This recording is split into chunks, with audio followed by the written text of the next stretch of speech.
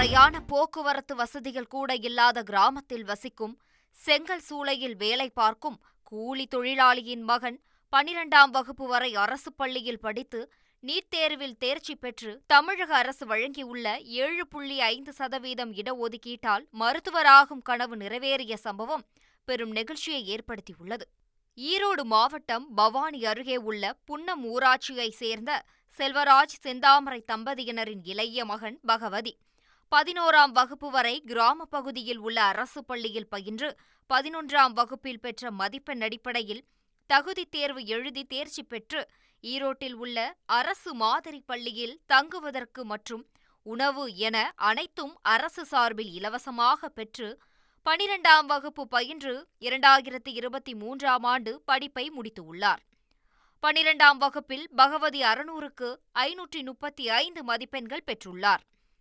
12ஆம் வகுப்பை முடித்து கடந்த 2024ஆம் ஆண்டு நீட் தேர்வு எழுதுவதற்காக ஒரு வருடம் வீட்டிலிருந்தே இணையதளம் மூலமாகவும் புத்தகங்கள் மூலமாகவும் நீட் தேர்விற்கு தயாராகி 2024ஆம் ஆண்டு தேர்வில் 441 மதிப்பெண்கள் பெற்ற பகவதி கட் ஆஃப் மதிப்பெண்கள் குறைவால் மருத்துவ கலந்தாய்வில் கலந்து கொள்ள முடியவில்லை.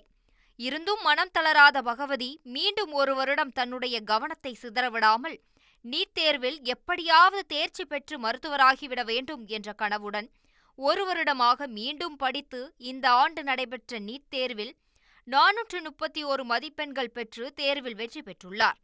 செங்கல் சூளை தொழிலாளியின் மகன் ஒரு மருத்துவர் என்ற கனவு நிறைவேறியது மட்டுமின்றி புன்னம் கிராமத்திலேயே முதல் மருத்துவர் என்ற புகழும் மாணவனுக்கு கிடைத்துள்ளது. எங்கள் பசங்க பிள்ளைங்க நல்லா படித்தா பரவாயில்ல அப்படின்னு நாங்கள் ரொம்ப முயற்சி பண்ணோம். வேலைக்கு போயிட்டு இருந்தா கூலி வேலை. ஏதோ எங்கள் பையன் 2 பேர், சின்ன பையன் கொஞ்சம் நல்லா மார்க் எடுத்து நல்லா படித்து ஏதோ கவர்மெண்ட்டு இடம் ஒதுக்கிறதுல கொஞ்சம் சீட்டு கிடச்சிருக்குது. அது ரொம்ப பெருமையாக இருக்கேன். ஈரோடு மாவட்டம் பவானி தாலுக்காவில் இருக்கேன். நான் வேளா மருத்துவங்கிற ஒரு சின்ன கிராமத்தில் சின்ன வயசுலேருந்து வசிச்சுட்டு வரோம். அப்பா அம்மா 2 பேருமே கூலி வேலை தான், அதாவது செங்கல் சூளையில் ஒர்க் பண்ணிகிட்ருக்காங்க. நான் 1ஆவதுலேருந்து 5ஆவது வரைக்குமே எங்கள் ஊரில் இருக்கிற ஒரு ஸ்கூல்லையே ஒர்க் படிச்சுட்டு இருந்தேன். அப்புறம் அங்கேருந்து ஹையர் ஸ்டடீஸ் போகணுன்னா இங்கேருந்து 5 கிலோமீட்டர் போகணும், அது சைக்கிளில் தான் போகணும். அப்புறம் அங்கே போய் 6th-லேருந்து 8th வரைக்கும் படித்தா. அப்புறம் 9th பேரண்ட்ஸ் ப்ரைவேட்டில் சேர்த்து விட்ற படிக்கிறீங்களா அப்படின்னு சொல்லிட்டு கேட்டாங்க. இல்லை நான் கவர்மெண்ட் ஸ்கூல்லேயே படிக்கிறேன் அப்படின்னு சொன்னேன். அப்புறம் 10th நல்லா பர்ஃபார்ம் பண்ணலான்னு பார்க்கும்போது கொரோனா வந்துருச்சு. அதனால் என்னால் நல்லா பண்ண முடியல. அப்புறம் 11th நான் 465 மார்க் எடுத்தேன். அப்புறம் ஸ்கூலில் நல்லா பர்ஃபார்ம் பண்ணதுனால என்னை ஈரோடு அரசு மாதிரி பள்ளிக்கு என்னை செலக்ட் பண்ணியிருந்தாங்க. நான் அங்கேயே போய் தங்கி அங்கேயே தங்கி காம்படிட்டிவ் எக்ஸாம் எல்லாம் எழுத வச்சாங்க. அப்புறம் 12th நான் 535 மார்க் எடுத்தேன். 535 மார்க் எடுத்து அப்புறம் நான் அந்த ஒரு 45 நாளில் நீட் எக்ஸாம் வந்துச்சு. அப்போ என்னால் சரியாக பர்ஃபார்ம் பண்ண முடியல. அப்புறம் நான் வேறு காம்படிட்டிவ் எக்ஸாம் ஒன்று எழுதினேன், கியூட் எக்ஸாம். அதில் எனக்கு பயோடெக்குங்கிற ஒரு ஃபீல்டில் கிடச்சிது தஞ்சாவூரில். ஆனால் நான் வேணான்னு சொல்லிட்டேன். ஏன்னா எனக்கு டாக்டர் ஆகணுங்கிற ஒரு ஆசை இருந்துச்சு. அப்புறம் நான் இங்கே சரி 1 இயர் நீட் படிக்கலாம் அப்படின்னு சொல்லிட்டு படிச்சுட்டு இருந்தேன். அதில் 441 எடுத்தேன். ஆனால் 7.5ல் போன வருஷம் கேட்டகிரியில் 502 இருந்துச்சு கட் ஆஃப். அதனால் என்னால் கவுன்சிலிங் அட்டன் பண்ண முடியல. ஆனாலும் நான் பேரண்ட்ஸ் கிட்டே பேசி சொன்னேன், இன்னொரு டைம் நான் படிக்க வைங்க அப்படின்னு சொன்னதுக்கு பேரண்ட்ஸ் சரி நாங்கள் படிக்க வைக்கிறோம், நீ நாங்கள் பார்த்துக்குறோம் அப்படின்னு சொன்னாங்க.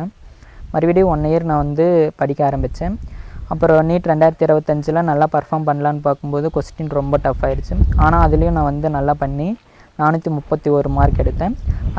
ஜென்ரல் ரேங்க் 335 எடுத்தேன். கம்யூனிட்டியில் 175 ரேங்க் எடுத்திருக்கேன். அப்புறம் இப்போது 30ஆம் தேதி இது ஓமந்தூராரில் கவுன்சிலிங் நடந்துச்சு. அதில் நான் பார்ட்டிசிபேட் பண்ணேன். அதில் எனக்கு ஸ்ரீ முத்துக்குமரன் மெடிக்கல் காலேஜ் சென்னையில் சீட்டு கிடச்சிருக்கு. இதுக்கு காரணம் 7.5 இடஒதுக்கீடு கொண்டு வந்ததுன்னா, இப்போது கவர்மெண்ட் இந்த ஸ்கீம் கொண்டு வராமல் இருந்துச்சுன்னா எங்களால் டாக்டர் ஆக முடியுங்கிறது ஒரு கேள்விக்குறியாக தான் இருந்திருக்கும். அதனால் இந்த 7.5 இடஒதுக்கீடு கொண்டு வந்த அரசுக்கு நான் ரொம்ப தேங்க்ஸ் பண்ணிக்கிறேன். குடும்பத்தில் நீங்களும் இணையுங்க.